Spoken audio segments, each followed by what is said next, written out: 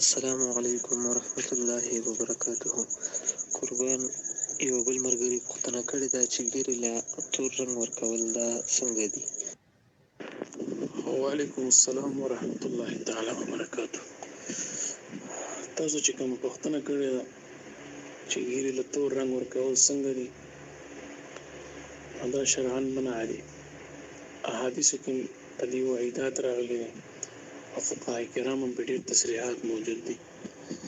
ابو داود شریف کې یو حدیث ذکر دی چې د هغې مفهوم داسې جوړېږي. خلاصه دا ده چې نبي کریم صلی الله علیه وسلم فرمایي اخره زمانه کې بس خلک وي چې هغې به د خپلې ږیرې یا ویښته داسې تور رنګ به ورکوي لکه د کونتر د چجوري غوندې. دغه خلک به د جنت خوشبويي محسوسه نه کړي چې دا کوم ږیرې توره وي یا تور کلر کوي. دې نه منع راغلی ده په حدیثو کې. البته ږیره سره کول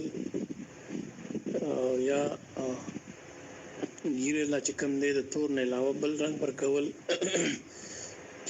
سروالي نه تیز وي یعنې توروالی ته مایل وي نو دا بیا جایز دی. خالص توروالی دا منع دی.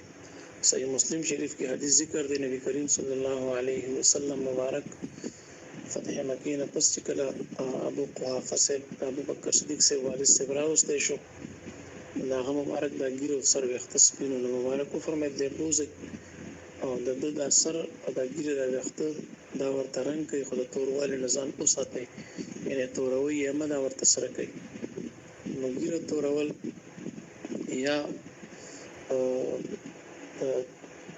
ږیرې رنګول دا شرعاً منع دي، ګناه ده او الله تعالی دې نه هر مؤمن مسلمان په خپل امان کې وساتي.